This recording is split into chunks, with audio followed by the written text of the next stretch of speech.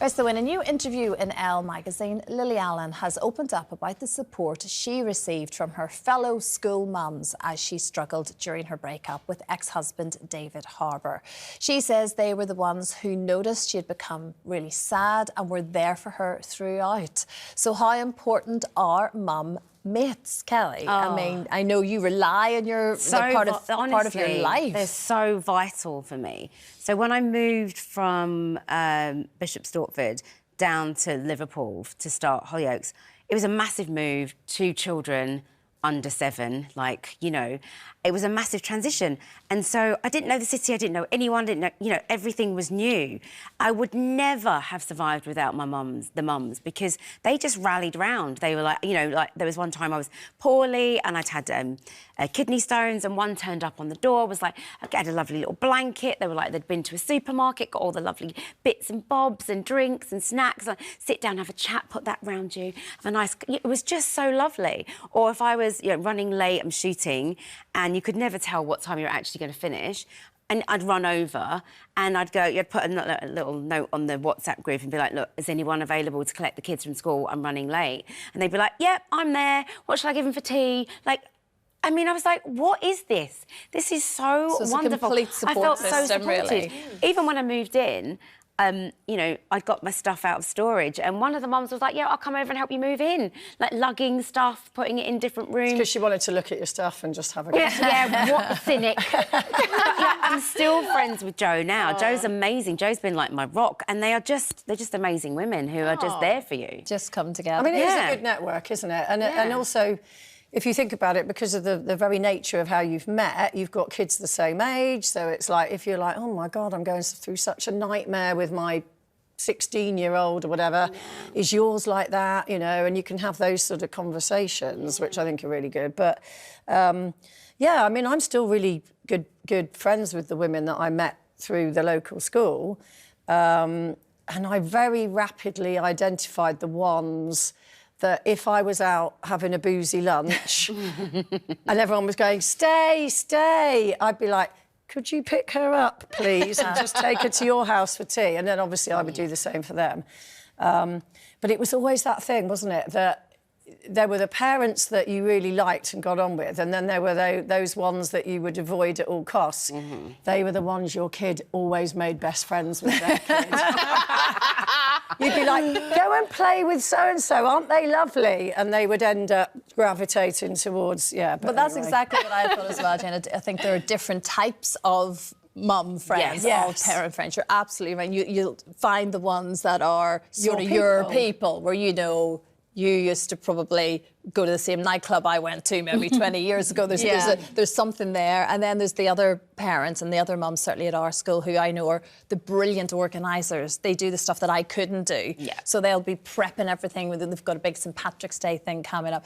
And they're the ones that will have it, oh, I'll turn up. But they're the ones pinning things on walls and sorting everything out. So, and I love that type of a mum as well. It doesn't work with just one type. You do need that mix. But you have a different experience. I'm so jealous. I lost so many friends. I didn't lose them, they're still there, but you do not see them as much when they start having kids. And I really struggled with that. I just felt like a second-class citizen, because I'd be like, you know, my friends that live far away, they'd come and visit, and I would be so far down the list of who they were going to catch up with, because their kids wanted to play with other people's kids. And so all of a sudden, our friendship became like, you know, not as important as that friendship in that moment, in time. And I've spoken to other friends of mine that don't have children, that are a bit older than me, and I said, gosh, I've lost so many friends and I don't see people as much. Like, why is this? And she said to me, Kelly, what happens is your friends will have children and you'll lose them, and then they'll come back when their kids are grown up,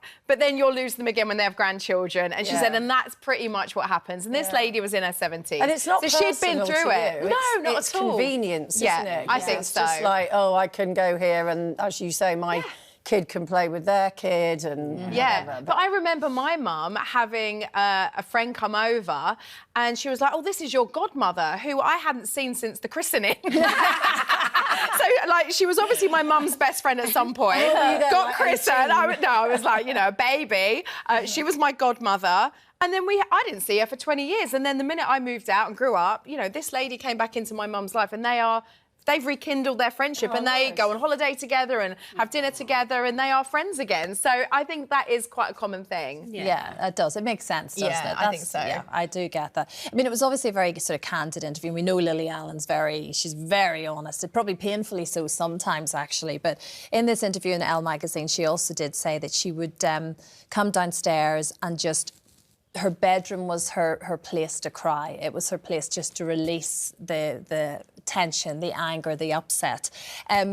Do you have a place like that? You know, you're talking about the radio being your place to do admin, but when it comes to emotion, do you have a place now within your home or somewhere that you feel happy to just let it out? I don't cry, Christine. I really don't. I'm not a crier. I just...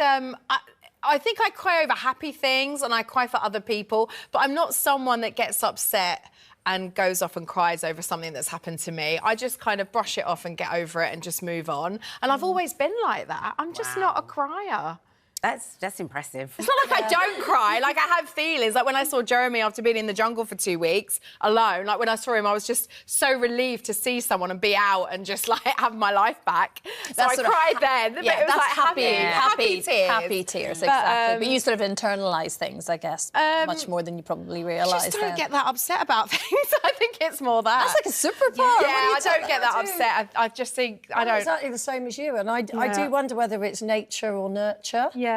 You know, whether it's because we've been brought up to just kind of get on with things, or whether it's just that we don't need that release, you know, because really crying is a release, isn't it? It's a release for frustration or stress or whatever sort of emotion. And I'm exactly like you. The only time I cry is happy stuff. If I'm watching a film, a sad film won't particularly make me cry, but a happy film will. Yeah. So, I don't know what that is all about, but I can't remember the last time I cried about something in my own life. But then, you know, I haven't been put through the ringer of grief of somebody losing somebody very close to me. So yes, exactly. Knows, which can change you instantly. Can't it? Of course. I know, I get that. Yeah. But you're emotional, and I think even acting, you've got to be able to tap into those emotions at times. On a regular basis. Yeah, you've got to tap into that button and cry on cue, which is quite a tough one. But don't you use a tear stick, as they call it? Or I keep my eyes open for a really long period of time. I don't use tear sticks because I like to get there myself. But just recently, I lost one of my clients. I've been, I've represented him for like 25 years. Trevor A. Tucson, who used to play my dad on Hollyoaks. And I went into work mode. I represent him, so I was kind of going into that business mode of organising things, making sure there's, everyone's been notified, and press releases and all that kind of stuff, and not really thinking about it. And then I was driving with my son, and it just sort of hit me in a wave. And I started crying, but I didn't realise that it would have hit me in that way at that time. And so Regan's in the back, and he was like, Mummy, like trying to look around to see if I was actually crying. And he was like, oh, Mummy, you are crying. You're upset, aren't you? And I was like, yeah. So we pulled aside and we had this little chat, and he was like my little counsellor. He was like, you'll be fine. Uncle Trevor's in a good place. You're going to be OK. And I was like, oh, you're so adorable. And we hugged it out with this lovely little moment. But I do think it's important that he sees me crying, and you having that conversation about nature versus nurture. And as growing up, my mum was completely stoic, very, very rarely ever cried, quite stern in terms of how I was raised. But I'm able to emote. Don't know whether that's acting wise, but I do cry when I feel like I need... If I saw my parents cry as a young person, like, that would really rock me. Yeah. Because I think you look at your parents as, like, the pillar of strength, and they don't get upset. And so to see them as human beings and not, these people, it's just, like, that would make me upset. Yeah. It's the weird things that make me cry. Vulnerable. It's exactly.